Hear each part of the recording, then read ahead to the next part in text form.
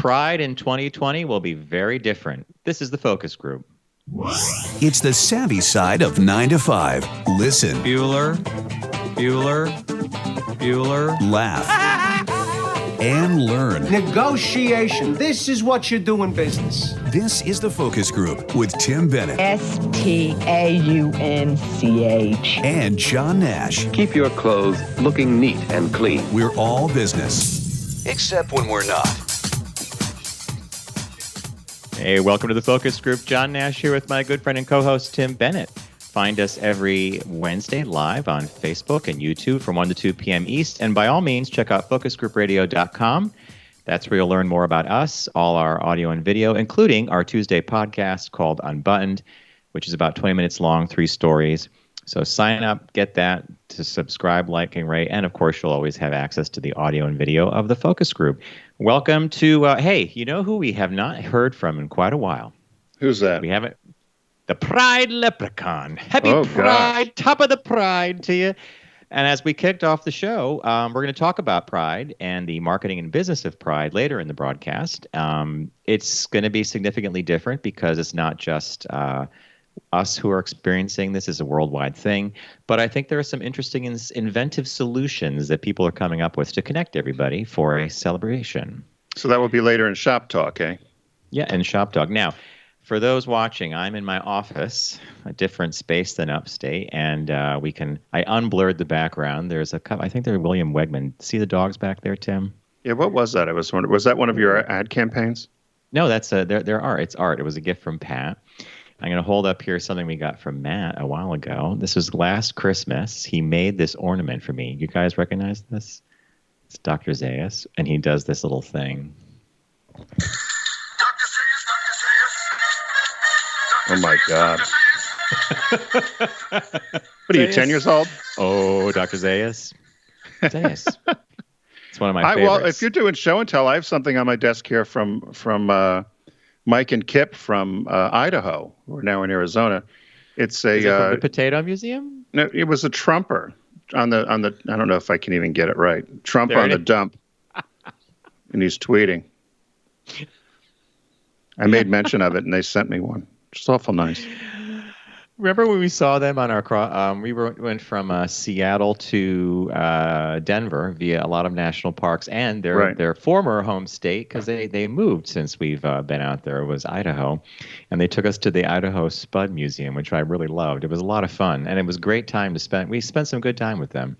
Yeah, the Dumper Trump was supposed to make it up to the studio in New York, but obviously we're in residence. So, hey, I need to do a public service announcement, John. You and I talked about this, and it just happened. If you saw in the opening me shaking my head, everybody, for the last X amount of years, John and I are live on Facebook at 1:00. Not the time to call. So, as I was sitting here at 1:02, a call comes from Florida, and at 1:00, whatever it was, just a few seconds ago from New Jersey. I'm on the thing, the machine. Don't call me then. The question is, who's calling you? I'm not going to embarrass them. Yes, I know them both. But you and I, this would happen to us at Sirius. You and I would just be getting ready to go on at 11:00, and it was the time our salesperson decided they were going to call and want to chat about business. Do you not know we're on? Are you not selling the show? Do you know we're on it Saturday at 11? So anyway. People forget. Yeah. Hey, I wanted to mention to you that we finally wrapped up watching The Stranger, which you had recommended quite some time ago on Netflix. What'd you think? We loved it. But would you agree with me that there are a couple of loose ends that they didn't really tie up? Well, everything's a loose end on most shows, I think. But yeah, there was. I thought what I loved Jennifer about Saunders it was that character. For example, the woman who owns the bakery, like at the end of the show when they're tying everything up, they didn't really resolve her story and her daughter's story quite to my satisfaction. I'm not going to give it away, though, because if you haven't seen The Stranger, by all means, I think you'll get sucked in like Tim did. We wanted to keep watching, but after a while, we're like, we better spread this out. There's only 8 episodes. Well, I wonder if that's going to be why. So it looks like there'll be a second season. And so maybe that's when a lot of those questions will be answered. But I agree with you. A lot of those shows, they seem, and that's why I lose interest. I lost interest in Pose. I really loved Pose, and then I lost interest in it. And I don't know if the story becomes rote or whatever happens. But do you still watch Pose? It's funny you bring it up. We loved season 1. And in fact, season 1, I saw one episode. We put it on pause. We held not watching it. And then you recommended it. And you said, hey, I really love this. We saw the whole season. I thought it brought up a lot of emotions because, of course, it took place during the AIDS epidemic. And it was also this funny thing of looking at the city through the eyes of Pose. And, they were filming in the city today. And we were like, hey, that wasn't there 20 years ago. Then we started watching season 2. And even within the first episode, I felt that it kind of went off the rails a bit. Or for me, it did. Right. Is that how far in season 2 did you get? I got 3 or 4 episodes in and then stopped. But that happens to me with a lot of these different series, is that I'll tend to get bored, or I think I figured it out. I think I'm so smart, so I think I figured it out, so I stopped watching. But that didn't happen with me with The Stranger. It also didn't happen to me with Dead to Me, which is another one that I really love on Netflix. So if you get a chance, watch those. Bob adores Dead to Me. And he thought the second season was even almost better than the first. You've seen the second. Yeah. I didn't know how they could do a second season, and they blew it away. So it was good. Very One good. more thing I'm going to say is you're wearing a shirt that would never have been sanctioned at the studio today. Well, I'm glad you noticed. That's why I wore it, was because we can't wear green when we're in New York. But I also laughed when I put this on because Paul in Mass, who we haven't heard from in quite a while, but he still chimes in on Facebook and gives us critique. He said to me, don't ever wear that color. You look horrible in it. So I thought I'd put it on. I look horrible in it today for Paul. Because you and I did a show and I wore a shirt this color for NASDAQ or something. You and I were at the NASDAQ. And he said to me, he says, I got one word of advice. Go home and throw that shirt away. So thanks, Paul. That was more than one word, but yeah, I get the idea. I have a word of advice, right? Go home and throw that shirt away. Hey, I want to let everybody know about a service that Tim and I have been using for some time now. It's called Blinkist, and Blinkist. And Blinkist takes nonfiction books and kind of gives you a 15-minute overview and takeaway, and allows you to sample the book before you actually buy it. Some are audio Blinkists, some are a lot are obviously like text-based. And I've been using it myself for quite some time now, and it allows me to explore a lot of different topics that I would not have been able to do if you had to go out and actually buy the book. And it allows you to explore things before you make the commitment. And the categories are like amazing. You could check out philosophy, investing, self-improvement, the whole bit. Like there's a big library of books to choose. And it's where I discovered a book that became one of my favorites this year called How to Think Like a Roman Emperor. And I know it sounds crazy, but the book introduces you to the Stoic philosophy that Marcus Aurelius lived by. And I thought it was super well done. And in fact, I read the Blinkist, then I bought the book. So that's how it works for me. Have you discovered anything that you're liking right now? I did. And the great thing about it is how many times have you and I picked up or said we want to get a business book or some other sort of nonfiction book, whether it's a biography or something that's even a classic. And you get into it, you're like, this isn't what I thought. So the great part about Blinkist is that it lets you get a sampling before you decide, or it gives you all the top liners or the top notes. I found one which I never heard of this guy. The book is Poor Charlie's Almanac. And it's The Wit and Wisdom of Charles Munger. Do you know who he is? Sounds very familiar to me. But so tell me about it. Well, no, he's a reclusive billionaire, and he's the vice chairman of Berkshire Hathaway, which, of course, from famous Warren Buffett. And they said he's kind of really the behind-the-scenes guy in terms of a lot of investments. And after he had a kind of just a lucky encounter with Warren Buffett and ended up working with him and for him. And he gives his philosophy about how he's made money and really the investment philosophy from an ethical standpoint. So I thought it was interesting because here's somebody that is certainly not in the limelight or certainly not in the spotlight. And I thought those are the kind of people I like to learn about. It's the quiet neighbor next door, right? Yeah, it's kind of like The Millionaire Next Door is one of the Blinkist books, actually. Right. I saw that in their library. And it's things that people do behind the scenes or just quietly doing their jobs, and they make huge decisions and differences. I picked 2 to add to my library. The first one's called The Simplicity Principle, 6 Steps Towards Clarity in a Complex World. Like I need more clarity, I do. And then the other one is The Art of Living Alone and Loving It. I thought you might find that hilarious for me because I'm not really an alone guy. You're not an alone guy, but when people are around, you want to be alone. Isn't that a kind of a paradox, right? Yeah, I've noticed that about you. So hey, if right now there's actually a deal going on for listeners of the focus group. So for limited time, if you head over to Blinkist.com/focus, you can try Blinkist for free for 7 days and save up to 25% on your new subscription. That's Blinkist. It's spelled Blinkist.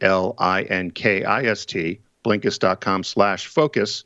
And you'll start your free 7-day trial. You also save 25% off, but you have to sign up at Blinkist.com/focus so they know you're coming from us. And there's actually a banner that lets you know you came through the focus group. So head over there and try out our latest partner that John and I find lots of use with.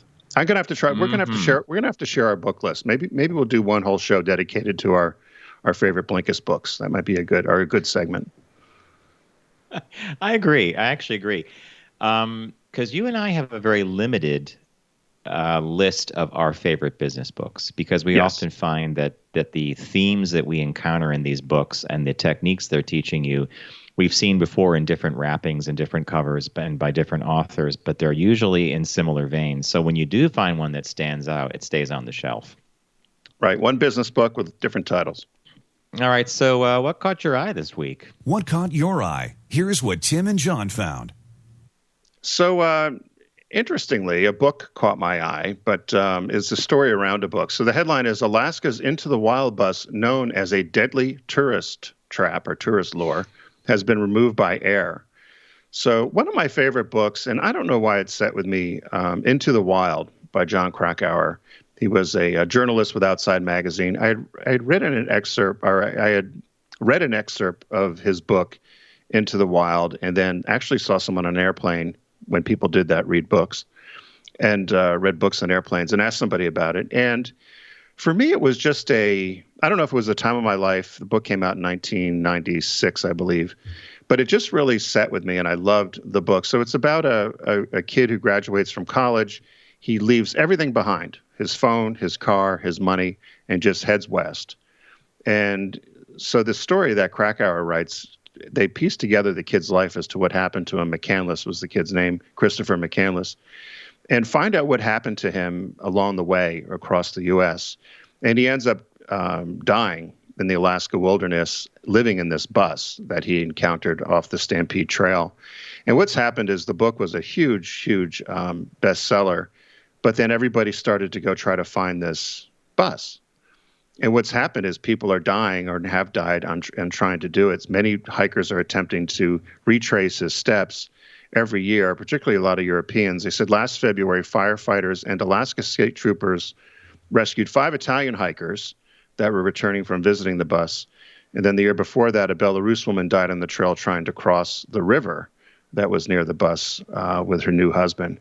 So the Alaskan government and the Fish and Game Commission decided it was time to move this bus. They don't know where they're going to put it, but they've taken it out of the woods in the hopes that it would stop people from trying to go there. So that's what caught my eye this week. I remember you've talked about this book before. This was something you brought up when we were over on Sirius even. It definitely left an impression. What was the aspect of it that left the greatest impression? The fact that he just totally went off the grid, or that he died alone, I think, right? Well, I just thought the and it's not the nerve, I guess the courage. The courage for him at his age, he felt he graduated from Emory, he's from the suburbs of D.C., came from a upper middle class family. But the fact that he just decided to pick up and leave and didn't tell anybody and have this adventure. And the book is so well done. I mean, how they were able to trace where he'd been, because he met people along the way. He'd done odd jobs along the way. And so they'd interview people as to what he was like, what did he do, what did he learn. And it was such an adventure. And certainly he didn't expect to die. I mean, that's kind of the tragic end of the book. Not that I'm telling you anything you don't know, but it's it was just for me, it was just such a story about somebody that took the road less traveled and had a hell of a ride. Of course, it didn't end. It didn't end well, but I thought the courage to do what he did was something that I don't know too many people that would ever do that. I think the appeal is breaking out of the chains of the modern world of responsibility, property, family, job, career, like all these things that basically channel you into. He was able to just say no to all that and do this, right? Well, what he could have done, right? He could have simply probably asked his family for money, and they would have given it to him to take this cross country trek. But he took nothing, and that's what I think so amazing about it is he did not. He just went out on his own. So the courage to do that, I just felt that whole thing was very fascinating, and the jobs he had along the way were just great. I love the book, movie not so much, but we'll talk about that in another segment. We'll talk about that in another segment. All right. Well, what caught my eye. And it really caught my eye for two reasons. One, I'm always looking at time management articles and stories. I just mentioned that with Blinkist because I'm always trying to figure out the method, how to make myself more productive or how to break the day up or how to get more things done or do things that make me happy and do the things that make me money or whatever. And I came across this article in the New York Times the other day, and it's called "This Time Management Trick Changed My Whole Relationship with Time." And the technique is called the Pomodoro Technique. So if you are hearing this and you're thinking, Pomodoro, it sounds like a tomato, you are dead right. A Pomodoro tomato is, in fact, a real thing. And this time management technique, it was invented by Francesco Cirillo, a student at Rome's Luis Business School in the late 1980s. And it's based on this timer that's a tomato timer. It's a Pomodoro. Tomato timer. Yeah, and basically what you do is you break your day into 25-minute chunks, and every time you start a chunk, you turn the dial on the tomato timer to 25, and when it runs out, you have a 5-minute break, and then you go to your next segment. But in actuality, the Pomodoro technique even is further than that. It's basically doing 4 25-minute segments with those breaks in between. After you finish one Pomodoro, I think it's one of these 4 things. This 4-segment thing, you have 15 to 30 minutes as a break, and then you can start another Pomodoro. But the rules are very stringent. The task you start when you turn the timer on is the one that you need to be engaged in completely for 25 minutes. Then you take your break. You could do something completely different for the next 25 minutes. You could decide you're going to clean your bike or whatever it is, but you have to be dedicated to that one thing for these 25-minute blocks. According to the woman who wrote the article, it transformed her life. I need about 10 of those timers. They're all going off different times. So wait a minute. Can I ask you a question? Let me interrupt you here a quick sec. Was this just a kitchen timer that she's applied this technique to, or what's the purpose of do we know what the design of the timer is? I think I've seen like these shaped like corn or other things, or is this just her method of the 25-minute thing? Well, it's basically it comes from the inventor of the technique, Francesco Cirillo, and it said it's a time management method that takes its name from the tomato-shaped kitchen timer he used to regulate its core process, breaking the day into brief intervals.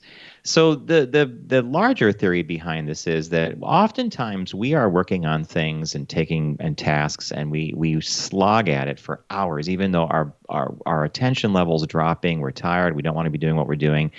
And it's the law of diminishing returns.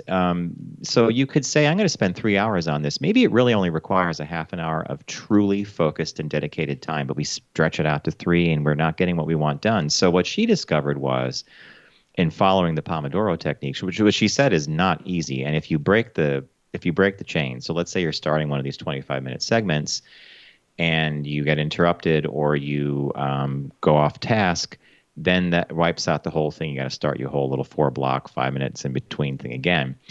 But what she noticed was that she began to fill her gaps, those 5-minute things, or after 4 25-minute blocks, she would take 15 minutes or 30 minutes. She found that the things in between became far more relevant and more directed. So she might run down to the laundry room to drop something in. But she was very cognizant of how she was managing her time. So I just thought this was kind of interesting. I don't know if I would be a Pomodoro technique person, but maybe. What do you think? It always reminds me of what we had a listener call one time that said their theory was the dread was worse than the deed. Yeah. And I can't tell you how many times I've said, I've got to do something, And you and I are our own worst enemies. If there's one thing you and I are the most alike in is we procrastinate. You and I are different in a lot of ways, but we're both procrastinators. We get it done, but we like to procrastinate. And so I'll procrastinate on something, and then when I'll do it, I'll be like, you know what? I could have done this an hour ago. I could have done this 3 days ago. I could have done it a week ago, and it really wasn't that bad. But I think about it, and then I end up getting mad at myself because I let the dread be worse than the deed. So that's kind of where I am. I know you've said this before, and I agree with you. I sometimes think we beat ourselves up over this, but I will say, you remember you used to have Beth who worked for you at Subaru? Oh my God, Johnny on the spot. And she talk about buttoned up. And I remember once I was on the phone with her, and I was asking her to get me some. We were being given cars by the brand for an event, and we had to get all this paperwork submitted for insurance purposes. Who was going to be driving what car, et cetera. And I said, well, whenever you get that over to me, I'll fill it out and get it back to you. Do you know that 5 minutes later, and this is back when faxes were really big, off the fax machine comes the form with a note, and it says, Xerox this, or copy it, fill it out, send it back. About an hour goes by, and I get a call from Beth, and she's like, did you fill that out yet? Yeah. And I said, no, I'm going to do it right now. She goes, well, just take it. She goes, just do it, honey. It doesn't take long. Once it's done, and I'll take care of everything else after that. So to your point about like the dread was worse than the deed, one of our clients we're working with sent me feedback on a project we're doing that I now have to relay back to the artist who is actually designing some of this material. I have the feedback, but I haven't sent it back to the artist. And now a day has gone by, which means I have to do it today or later today or tonight or something. So sometimes I really kick myself, like you just said, because I know what I have to do. These aren't illustrations, are they? No, they're not. This is the typography thing we're doing. Okay. I was like, woo! But then while I'm kicking myself thinking, why don't I just go ahead and send the feedback and start the process of getting the next revisions, I realized something. The reason that I have not done that with everything that you and I touch for this particular client is because A, they often change their mind in 24 hours or less, and B, they are so diffuse in what they want that I actually have to really think carefully about how I give feedback to the artist to then say, here's what I need done, et cetera, so that I get what I want back and I know that they're going to like it. So it's not just a case of passing it off my desk. Right. It's more of internalizing it and figuring out how I want to then get what I need to get out of the person that's doing the work. It's complex, I guess, right? One you mentioned Beth, and just one quick funny story like that with cars. I had just in passing said to her once, I said, you remember Greensboro with Mary? Yeah. Subaru had this Baja kind of pickup truck, I don't know what it was, pickup truck car that did not sell well, and they were trying to get rid of them. And Beth had some money, and I said, you know what, why don't we give a couple of them to Greensboro? I said, check the budget out, let me see what makes sense. That was a Monday. Never mentioned it again. Never talked to Mary about it. On Thursday, I get a call from Mary. Thanks for the cars. I'm like, what cars? She goes, 2 brand new cars showed up here today. So I said, Beth. She goes, well, you told me to look into it. I said, well, we could have discussed it before you just went and gave her 2 cars, but okay.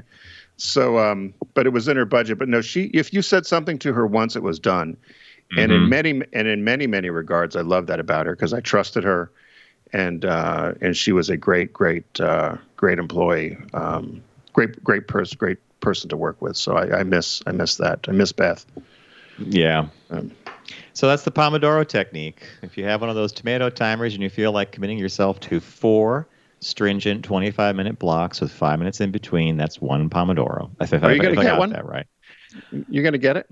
No, you know what I did? I looked at it and I thought, I should buy this and try the technique. Then I realized I'm holding a phone that has a timer on it, right? You know, the iPhone. And I thought, no, I don't need the tomato. I'll just. You don't want to hear the click, click, click, click, click, click, click, click, click, click, click, click, click, click. As I sit there and do nothing, and the dread is worse than the deed. Yeah, you and I are so much alike. That tomato would go flying across the room. Quicker than out the window. Quicker than Trump throwing a glass of water. Or trying to get it to his mouth. Okay. 2 hands. Anyway, okay. So do we have a business birthday today, sir? Yes, we do. Everyone does celebrity birthday greetings, but the Focus Group is the only show in the universe that celebrates business birthdays. My notes are out of sync. Today's business birthday is Charles Hollis Chuck Taylor, born June 24th, 1901, died June 23rd, 1969, at 67, shy one day of his 68th birthday. He was an American basketball player and basketball shoe salesman and product marketer, best known for the Chuck Taylor All-Star Converse sneakers. We all had those. Did you have a pair of those? No, we weren't allowed. For some reason, we weren't allowed. I don't know why. Did you have sneakers? Oh, yeah, sneakers, but we weren't. The high tops were, I remember my dad one day saying, "That's for people that play basketball. You don't play basketball. No high tops." He's exactly right. So he began his career as a semi-professional basketball player in 1919. He was also a manager for the Converse All-Star basketball team in the mid-20s and became widely known as a salesman and promoter of the Converse All-Star sneakers. So he would travel the world and travel the country, providing local basketball clinics, making special appearances, and meeting with customers in local sporting goods stores and pushing these basketball shoes. They said that when he was hired in 1921, he had come into the store and come into the factory, the Converse rubber shoe company, and made some suggestions about making high tops for the support for people's ankles. And so they put the little icon or the decal on there with his name, and that's how they became the Chuck Taylors. And he sold over 600 million pairs. Whoa! Well, Converse sold million. Converse sold over 600 million of those Chuck Taylors. And he never got 1 ounce of commission on any of them, but he did get a salary from the company. They said that everyone who met him liked him. He would travel. He spent a lot of time doing basketball clinics and meeting coaches. And kind of this sidebar job, and this goes to this thing we always talk about, it's who you know when you want to get hired. Whenever a school or somebody was looking to hire a basketball coach, they would contact him first and say, "Hey, do you know anybody that would be a good fit here?" And so he was really just a well-known, well-liked guy, particularly in the realm of sports. He also was one of the early people that invented what we now call event marketing or experiential marketing. They said a lot of these basketball clinics that he put on really were done to promote the shoes. So he would do these basketball clinics at the local high schools or YMCAs and other gyms. And then, of course, he would romance the coaches and get them excited. And then, oh, by the way, you might want to get these shoes. And then he would also started a yearbook and a bunch of other things where he'd pick the best players and kids would get their pictures taken in these yearbooks. So, of course, you'd have to buy that as well. So of note with his legacy, though, they said that the All-Stars most American basketball players, I did not know this, wore that sneaker between the 20s up until the 70s. I for some reason can't believe that they wore them up to the 70s, but I guess we all did. It was 50 also the years of that shoe's dominance, right? That shoe's dominance. It says they were also the official basketball shoe of the Olympic Games from 1936 to 1968. They had 80% of the basketball shoe market up until the 60s. And then they said beginning in the 1980s, they enjoyed somewhat of a comeback in popularity. And I know I've seen people now, I think J. Crew was selling them. Nike ended up acquiring the brand in 2003, and they continued to market the Chuck Taylor All-Star shoe. That's a tongue twister. How many pairs do you think are sold every 43 seconds? That's how many pairs. I was going to ask you a question. So a pair is sold every 43 seconds to this day. Oh, okay. So you gave me the answer with the question. Okay, right? I know. The other contribution wasn't with shoes. So one pair is sold every 43 seconds to this day. And wow. He used to sell these in the back of his Cadillac. He had no address. He would just travel around the country, and he had a locker at the company headquarters right before he retired. He used the company address. Then they said one last thing. His greatest contribution to the game wasn't the shoe. In 1935, he convinced Converse to make the first stitchless basketball, which made it easier to dribble and shoot, which changed the game forever. He died Port Charlotte, Florida, 1969. How old was he again when he passed away? 67? He was 67, right shy of one day of his birthday. He was an avid golfer. We should golf. I was thinking about that the other day. But didn't you try that? I did that in college. I did too. I didn't like it. My coach used to videotape me, or that's what they did back then, and demonstrate to the rest of the class how not to golf. And he would always look at the video and say, "Dash, how not to golf." Did I tell you this story? No. Oh my God. Yeah, it was crazy. So it was in college. And so you and I, since we went to the same high school, I was not anything to do with sports in high school, but in college I got involved in a lot of things. And I took golf one year, and I'm in this class, and he goes, we're going to go out and we're going to videotape everybody. So I go out and I get videotaped, and we come back in, and he goes, I only need to show you one student's form. He goes, we're going to learn a lot from this guy. And there I am on the screen. I'm like, oh, wow, I wonder what I'm doing right. One of the best golfers. And it was everything that I was doing wrong, basically. He said, he goes, Nash, he goes, did you play baseball? Did you play Little League? I said, yeah. He goes, well, you're ruined. You can't golf. You can't golf because you swing that thing like a bat. It's not a bat. It's a glove. I had one good golf game, and it was after having a couple of vodka tonics at the dorm, and then and it was our last class, and the coach did not know that we were all going to have a cocktail beforehand. Went to the golf course. I was so relaxed. I didn't care that I had. And he goes, well, I don't know what you did, but it was your best game. I regret that because a lot of business does get done on the golf course still. I regret not taking my first manager and made me golf and made me take lessons. And I just, maybe because it was forced upon me, I just decided I wasn't going to do well in it. But I wish I was better at it and knew more about it, but I just... come on. You bored easily. It's a little ball moving around. Takes too long. There's a lot of cool things I love about golf, the scenery, everything. But at the end of the day, you're moving a little ball. And for me, when it went to the sand trap or the grass, I was like, can't I just pick it up and toss it back on the green? Too many rules. It takes too long. Yeah. It takes too long. Hey, as many of you know, Deep Discount is a partner of ours here on the Focus Group, and we'd like you to visit them by visiting us. Go to focusgroupradio.com, click on the shark logo, the Deep Discount logo, and by the name, his name is Sharky, by the way. Sorry, Sharky the Shark, and start your shopping experience.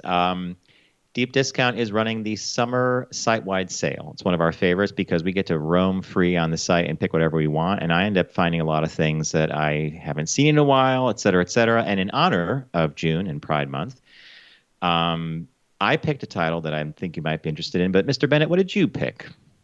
So I picked a dual gift. Actually, aside from all the great movies and videos and DVDs and TV that you can get at Deep Discount, they also sell lots of other items, including books. And here's one where you can get the book and the movie I just talked about and caught my eye, Into the Wild. So the movie was released in 2017, and the original year that it was produced and directed by Sean Penn was 2007. And stars Emily Hirsch, Marcia Gay Harden, William Hurt, a number of other people. It's available at Deep Discount DVD for $6.26, and then you can team it up and give it to somebody. Also, along with the book, which is a little over $11, that you could also get at Deep Discount. I explained what why I love the book earlier, but it was funny because after I did the Caught My Eye and I went to go pick the items out here on the summer sale, I thought, I wonder if they have it here. And of course, on the site-wide sale at Deep Discount, they do. So it's I liked the book. Some people always say you like the book better than the movie. I did think the book was more was happier. I thought the movie was very dark. So you basically covered your bases. As gift giving goes, you basically cut CYA. You covered your ass. You're basically like either you're gonna like the book or the movie, or you're going to like the movie and the book. Yeah, I would recommend you read the book first and then watch the movie, because I think the book goes in much more detail. And as I said, I think the book is a happier tale, or at least appears in my mind to have been happier than the movie was. But you can get them both at Deep Discount. All right. Now, I thought you were going to go with something for Pride. Happy Pride, by the way, the leprechaun. Happy Pride, top of the Pride to you. And for your top of the Pride pick this week, which should be a whole new segment, I picked a movie that Bob and I saw in theaters many, many years ago. It's called Beautiful Thing, and it's on DVD. And there's a lot of Mama Cass music in this movie. Do you remember this movie at all, Tim? I remember hearing of it. I don't think I've ever seen it. Oh, I think you'd enjoy it. Okay, so Shy Jamie, a young guy, and Athletic Steve are teen boys who live near each other in the London projects. And that's a whole thing about this movie that's really fascinating. Both boys think they could be gay and finally explore their feelings when Steve is allowed to stay over at Jamie's place after an incident with his abusive father. There, the boys grow close and open themselves up to the idea of homosexuality, while Jamie's caring mother, Sandra, and quirky teen neighbor Leah. This is a breakout role. The woman who plays Leah, the young woman, she's obsessed with Mama Cass, and she thinks she's Mama Cass. It's hysterical. But at the end of the movie, it's got this edge to it that I would associate with Thatcher England. There's you know what I'm getting at? There's a roughness or a coarseness to it because the economy was so bad there for so long.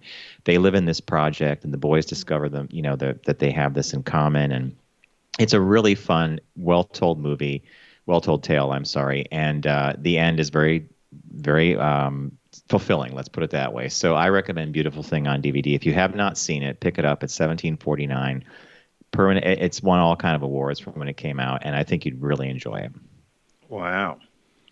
Well, and then the new release this week is from South Park, and I have to admit, I have to admit that I've been really bad about my South Park viewing because South Park really is they do lots of things that many others could not get away with.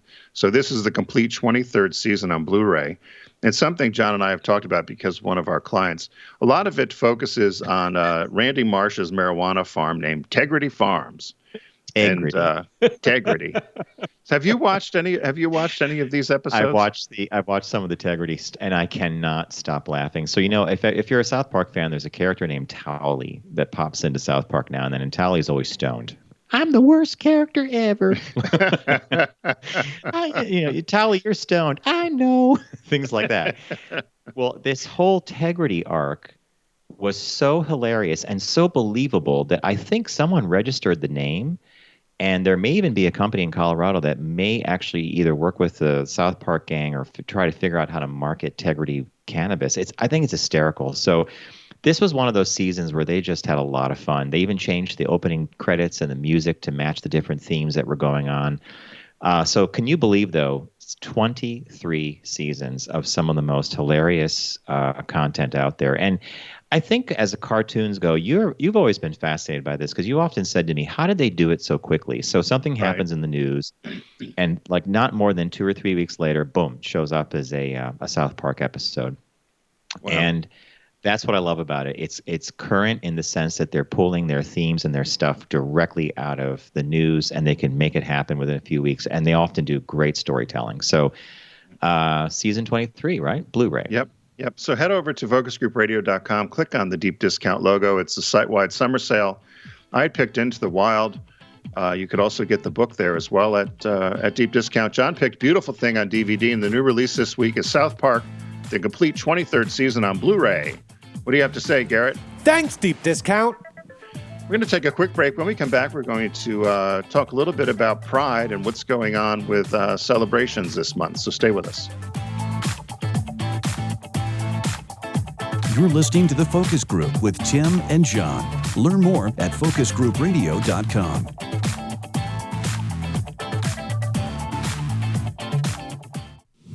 Focus on the savvy side of 9 to 5 with The Focus Group. Try, really try. Listen, laugh, and learn with Tim and John. I never try anything. I just do it. Welcome back to the Focus Group. John Nash here with my good friend and co-host Tim Bennett. FocusGroupRadio.com is where you want to go to learn all about us and the show, including Unbuttoned, our Tuesday podcast. And of course, this show, Focus Group, is available as an audio podcast as well. So right before the break and at the top of the show, we were talking about how different Pride was going to be in 2020. And to contrast that, or to set it up, this particular article that I pulled from CNBC, I think, does a good job. 2019 in New York hosted World Pride as well as the 50th anniversary. It honored the 50th anniversary of the Stonewall riots, but then there was the normal Pride, so it was the World Pride and normal Pride. Those events combined maxed out the city's hotel capacity in June, and while an official report hasn't yet been published, it's estimated that last year Pride brought into the city's economy, at least for New York City, hundreds of millions of dollars. That's a pretty amazing thing. Fast forward to 2020, thanks to the event and all the cancellations of anything that any group, larger than 25 people, et cetera, because of the stuff that's going on. Now Pride has had to rejigger itself and go virtual, and I think there's some interesting solutions they're coming up with. But before we get to that, one of the reasons Tim and I wanted to talk about this was this has become very big business. It's a place where corporations can put a mark on things and say, hey, we support the community or we support diversity. This was not always the case. I remember going to my first Pride Parade back in the early 90s, it might have been, or late 80s. And it was a very different, it was an expression of we're here, we're proud. And it was the beginning, or actually the middle of the HIV/AIDS epidemic.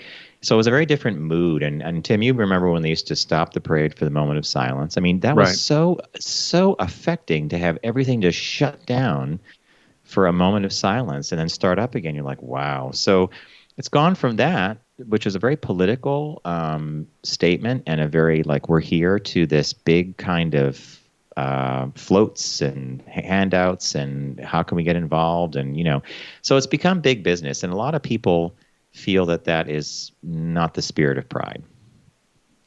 No, and so many the big criticism, and the criticism that both you and I have, is it's one thing to be supportive in June, but you should be supportive all year round. And some of them say, oh, we have employee groups internally and so forth. But you and I have always challenged brands to say, what's your consumer-facing message? You can have one outside of June. So whether you make your cookies purple or rainbow colors in June and you ignore the rest of the year, why not let the consumer know that you're open for business for 12 months, not just in June? That's always been my frustration with a lot of these celebrations that happen just around June. You can see, if you're watching on our video screen, we've got a list of a lot of people who have changed their logos, and then and other brands that have developed products. Tim, where did you find? Did you go onto the sites? I didn't realize that all these brands changed their Twitter and their LinkedIn and all these icons. I mean, yeah. I know a few, but that's a pretty big bunch there, huh? And that's just a few of them with the iconography. And then there's another slide too that actually has. I was shocked to see rainbow Doritos. I didn't even know there was such a thing. We've seen the Oreos, but look at the mouthwash.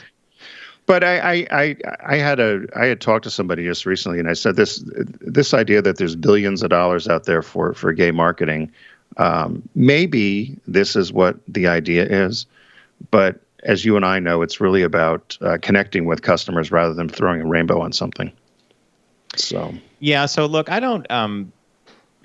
I see both sides of the equation. I think that the organizers of Pride, or the Heritage of Pride here in New York City, are always thrilled to have sponsors come on board and to make this a big event and a big celebration. I get that. But I also have lived the other version of it, which was a very at times it was a celebration, but then a very somber memory of for those that were lost to HIV and AIDS. And somewhere in the middle lies the solution, I suppose. But when it's one big party, it's hard to kind of dig down and say, why are we here? What's happening? This year, of course, with the event going on, they have to really rethink this in a huge way, because if you can't have in-person activities, what are you going to do? I thought one of the solutions they came up with was rather interesting, where it's going to be a big virtual event, and every hour or every hour or two, it's going to move around the globe, and it will feature guests and performers from that part of the world, which, when you think about it, it's a really good reimagining of it, because now it's kind of reminds me of Y2K. Remember how the New Year spun around the world? It was when Paris kind of really, in my opinion, that Eiffel Tower thing stole the show, but then it would go to London, and then it came to New York or whatever. And so This offered an interesting change. Of course, you're not going to be shoulder to shoulder with a lot of people and watching and experiencing this, but it's a different experience. Well, what's a virtual event going to do? I don't like the idea of these virtual events. What are you going to do? Are you going to look at a screen? Yeah, you're basically maybe you could have a small viewing party, and if you're outside, you could have a patio, set up something, and people could be socially distanced, and you could watch the thing. But I just think it's a pivot that they're desperately trying to figure out, how can we make this relevant and watchable and fun and different when you can't physically be with everybody, which I think that's why you came. That's why you did this. That's why I know people who would travel to the Chicago Pride or LA Pride or New York Pride, or then go to some of the smaller cities and towns to experience it, because it happens for a stretch of time. It's not just June, right? Right. Well, I don't know, it'll be interesting. I know a lot of people are also, a lot of the Pride organizations are teaming up with the Black Lives Matter protests as well, and some of them are combining the marches or the protests in the streets. So it'll be interesting to see what happens. Yeah. Lining them, yeah. So it'll be interesting to see what happens. I just think that I understand we had to do virtual graduations for kids in school, but sometimes these virtual things, I just wonder maybe there's something else you can do. I don't know, but I don't know what a virtual Pride event would be. Well, you're going to find out. Yeah. So. Hey, I think we have Don on the line from Alabama. Don, are you there? Hi, guys. Not my normal subject, but I will say, having done Pride events going back to the mid-'80s, I will take Doritos doing rainbow Doritos. I will take any of the corporate, involvement and engagement, because I can vividly remember police escorts for Pride parades, death threats, counter demonstrations. I worked on the quilt project. I remember when we used to carry sections of the quilt out for display, and the kinds of reactions we get. It astounds me that just last week in this country, the Supreme Court said, if you're gay, you can't be fired. And in this state that I live in, everyone I know who doesn't work for the federal government or a Fortune 500 company cannot be openly out because they are terrified of losing their job. And again, for us, just last week, that changed. Yeah, Don, that is thank you for bringing that up, by the way. I always love when you call. You bring up an amazing point, because one thing I have never said, or maybe I've said it once or twice, going to a Pride parade in the late 80s or early 90s was quite the act of standing up and being out, because if a coworker saw you, it's exactly what you said. You actually had your career on the line when you did this. And now here we are in 2020, and finally the Supreme Court says, yes, the Civil Rights Act of 1964 covers this type of thing from this type of job discrimination or firing from your job. You are absolutely right, and thanks for that insight. Yeah, I just want to pass it on. And in Atlanta, Pride was bigger than the Super Bowl. As far as total economic impact, Pride in Atlanta is massive. It is massive, and it is actually a full 4-day event. And it's not uncommon to have 300,000 people in Atlanta in Piedmont Park for Pride on Sunday. Wow. So it sounds like well, you just read my mind. It sounds like the focus group needs to do a little visit to the Pride Atlanta. I think that will be, that's a good stake to put in the sand for 2021, since 2020 is turning out to be a transitional year. I like the word transition, but okay. Wow. Well, thank you for the call, Don. And thanks for reminding me about that, too. It was a very different time period, and I think that we all forget that, especially now. Yes. All right, Mr. Bennett. How brutal it was. Yes, good point, Don. Thanks for reminding us of that.